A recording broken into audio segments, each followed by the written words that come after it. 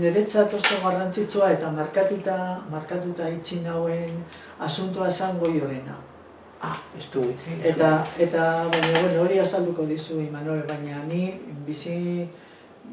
niri ezait ahaztu, ez da? Goioren asuntoa eta gorputza bilatzea, imposible zala gorputza bilatzea, ez inorrezekien, nun zegoen, ez Guardaso Vila, ez gobernadora, ez dakizer, badekin hor, herriko jentea beti bezala, deitu ziguten eta eso. Baina hori be, ez da. Eta hori lotuko nuke orain dela, Goio hurbil bizi ginelako, ez da? Eta ezagutu gendulako, baina da, Santirekin lotuta, hori urrunago gelditzen da, ez da? Hori holan da.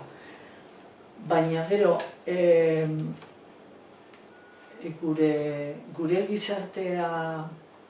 gure gizartea esaten dute aro berri hori, nik ez dakit noraino da aro berri hori, ez da? Baina egia da, violentzia mota bat desagertu dela, baina ez beste guztiak. Entonces, nik uste dut asignatura pendiente daukagula honetaz, bizi dugunaz, eta gaurko egoeraz, eta mamatu dugunagaz, hor bizi izateko, ez da? Bizi izateko, baina, porque ni adibidez, hau ezberdina da, baina beste toki batean galdetzen badidate, ez dakizeri buruz, nik ez dut erantzuten, porque naiz aske sentitzen. Hor dago, porque represioa hor dago. Eta ezin da, gaur egunean, niretzat, nik esaten badu klandestinitatea izen da niretzat eskola bat eta hor jaso kontraesan handiarekin, noski. Baina, igual, beste toki batean ezin dozu hori esan, porque gezurre da, askatasuna daukaguna, gezurre da, eta gezurre dira inbeste gauza, ez da? Entonces, nik uste dut hor, pendiente daukagula, hori nola bideratu eta nola kapazak izan horrekin bizitzeko bakoitza bere kontrasanarekin, adibidez ni sentitu nuena Santirekin, ez da?